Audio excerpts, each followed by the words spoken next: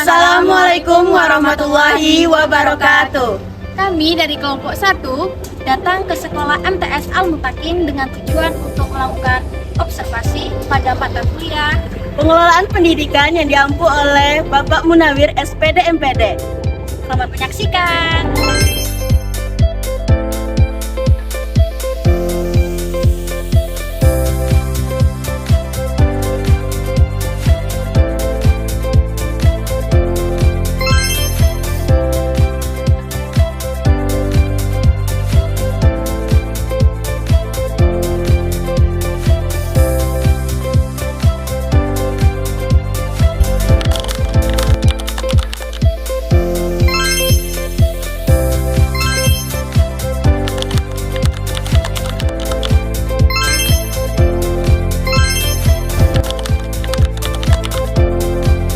Visi dan misi kurikulum itu kalau di madrasah kita itu melibatkan semua unsur yang terkait, mulai dari Kementerian Agama, kemudian seluruh majelis guru, termasuk juga komite madrasah. Jadi kita dalam menyusun kurikulum itu memang tak bisa sendiri.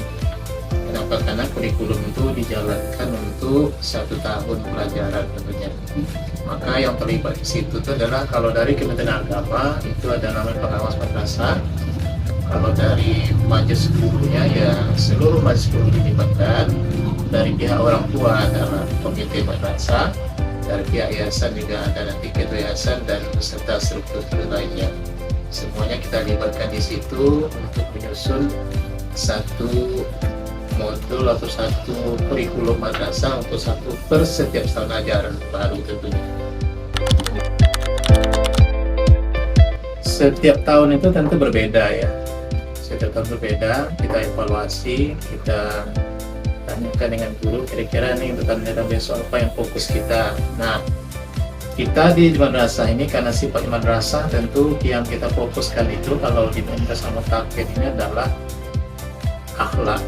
Ya, akhlakul karimah itu yang kita fokuskan dalam kehidupan sehari-harinya, kemudian ibadahnya, kemudian setelah itu nanti baru nilai akademik itu sendiri. Jadi ketika akhlaknya sudah bagus, ibadahnya sudah bagus, insya Allah kita pelajaran lain juga akan mengikuti nanti insya Allah. Karena itulah yang kita harapkan. Karena orang tua pun mengharap demikian, yakin percaya kita bahwasanya orang tua ingin masukkan anaknya jadi memiliki akhlak yang baik. Kemudian dia pandai baca Al-Quran, dia pandai sholat, kemudian di masyarakat dia bagus, dan gitu itu yang diharapkan. Maka visi yang kita buat sekolah itu, tujuan akhirnya itu adalah bagaimana anak itu begitu dia tamat dari sekolah ini, akhlaknya bagus, ibadahnya bagus, kemudian nilai akademiknya juga tidak ditinggalkan. Jadi semua itu kita rangkul tentunya dari seluruh komponen-komponen yang berkepentingan di sini. Baik yayasan, Kementerian Agama, seluruh majelis guru, semuanya ikut itu membantu untuk menyukseskan bagaimana anak itu berakhlakul karimah, bagaimana anak itu sholatnya bagus, bagaimana nilai anak itu bagus. Jadi setara antara ilmu dunia dengan akhirat itu seimbang dia, tidak berlebihan ya. Kalau di SMP kan lah itu umumnya ditambahkan, sementara agama itu agak kurang gitu ya. Kita tidak seimbang, malah melebih. Kita fokuskan ke akhlaknya, ibadahnya, dan nilai akademiknya. Oke. Yang pertama, kepala sekolah melalui pembina upacara. Karena jadwal pembina upacara sekolah itu kan per semester, ya. Di situ dia perkenalkan visi kita adalah ini. Kemudian yang kedua adalah melalui spanduk itu. Kita tempelkan di setiap sekolah, baik di depan atau belakang sini semua kita tempelkan. Kalau melalui sama orang tua, tentu beberapa orang tua kita sampaikan melalui pintu WA grupnya, melalui rapat dengan orang tua, kita sampaikan bahwa misi kita adalah ini. Contoh, masalah penerapan akhlakul karimah, budaya 7M, 7S, sama senyum, salam, sopan, sedekah dan sebagainya itu kan. Jadi kita hadirkan, kita sampaikan ke orang tua bahwa orang tua yang datang ke sini masuk di majelis guru, mereka harus dengan salam, harus dengan senyum, harus mereka itu saling sapa, ya, Nah, itu caranya seperti itu yang kami terapkan. Di semua anggota di madrasah ini ya mengharuskan itu, menerapkannya bukan hanya dari kepala sekolah, tapi dari kepala sekolah turunnya ke guru, guru menyampaikannya ke wala, ke siswa, siswa menyampaikan orang tua, nanti melalui rapat orang tua juga disampaikan bahwa visi kita adalah ini loh, tetapi adalah ini.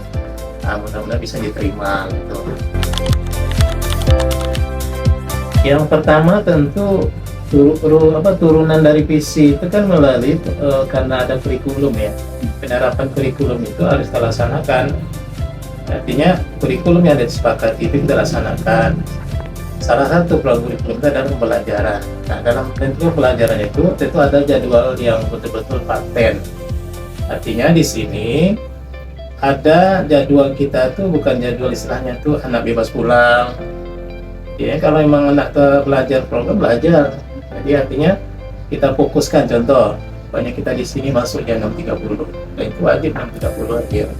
Kalau mereka terlambat itu risiko bagi mereka, ada hukumannya, ada damnya. Dam itu bukan memberatkan dia, tidak ada istilah hukum, bukan istilahnya itu dipukul, dimarahin, tidak, tapi ada damnya. Biasanya kalau kita di sini itu adalah menghafal paling singkat 5 ayat. Nah, kalau dia terlambat, kalau saya terlambat sampai 1 jam, berarti dia kena poin. Ya, kena poin itu adalah terlambat itu poinnya 2. Nanti kalau terlambat juga lagi sampai sekian banyak terpanggil orang tua. Nah, kita membuat pembelajaran itu bagaimana supaya anak itu senyaman mungkin. Ya, salah satu di antaranya itu adalah menyampaikan informasi aturan itu kepada orang tuanya, kepada siswanya, sehingga anak itu memang walaupun jadwal itu padat menurut jadwal kita, tapi ada masanya bagi anak itu menyenangkan bagi dia. Walaupun lokal kita seperti ini kan, tapi ada kegiatan yang buat anak senang. Salah satu contoh, kita menyalurkan bakat minat mereka itu ketika ekstrakurikuler ya kan, itu mereka silakan salurkan bakatnya mulai ekstrakurikuler itu. Nah, sehingga dengan seperti itu anak tuh alhamdulillah mereka tak pernah bosan ya. Makanya kita belajar itu mulai hari Senin sampai Jumat. Jumat itu kegiatan Sabtu sampai sore. Sabtu sama Ahad itu tak ada kegiatan. Diharapkan tidak ada kegiatan madrasah. Kalaupun mereka datang ke sini, berarti itu di luar tanggung jawab kita. Karena pelajaran itu tidak boleh. Jadi anak itu kalau seandainya kita buat Senin, Selasa sampai Sabtu sampai Minggu jadi kegiatan, pasti anak itu bosan. Nah, jadi cara kita jadwalnya betul-betul dibuat secara rinci, jam berapa masuknya, jam berapa pulangnya, jam berapa mereka istirahat, jam berapa mereka tuh makan, jam berapa mereka terus belajar, dan jam berapa mereka tuh harus pulang dengan orang tuanya. Biasanya kan kalau sekolah lain kan nih mati lampu nih, pulang cepat. Kalau kita nggak pernah, bagaimanapun keadaannya, bagaimanapun tentunya ya jam pulang ya pulang, jam masuk ya termasuk, jam datang ya datang. Tidak ada istilahnya toleran itu. Jadi dengan seperti itu anak itu awal pertama dia masih berat ya. Nah, yang kedua tentunya dari gurunya sendiri. Jadi kalau gurunya menerapkan disiplin yang bagus, yang mulai dari gurunya juga, siswa juga, insya Allah anak itu rasanya tak akan bosan. Artinya dalam pembelajaran itu guru itu kan harusnya teknik, taktik gitu ya, bagaimana caranya menyenangkan siswa. Jam 1 sampai jam 12 tak akan sama dengan jam 7 sampai jam 12 tak akan sama dengan jam 1 sampai jam 4. Pasti berbeda. Maka dalam penyusunan jadwal itu kita menyesuaikan. Matematika, tak mungkin matematika dibuat jam 2, ya kan? Nah, kita bikin matematika itu mungkin jam pertama, atau mata pelajaran yang sifatnya Quran itu kita buatkan jam pertama. Cuma bukan semuanya pertama, tidak, nanti ada pula masanya lagi. Nah, 1 hari itu mungkin dia siangnya gitu kan, ada seperti itu. Di selamanya kita buat seperti itu. Jadi dari jadwal yang menyenangkan, jadwal itu betul-betul memikirkan pelajaran anak, kemudian gurunya juga guru yang menyenangkan, tidak istilahnya marah-marah aja kan. Nah, kemudian tentunya ya lingkungan ini belum sepenuhnya bisa kita laksanakan. Kenapa?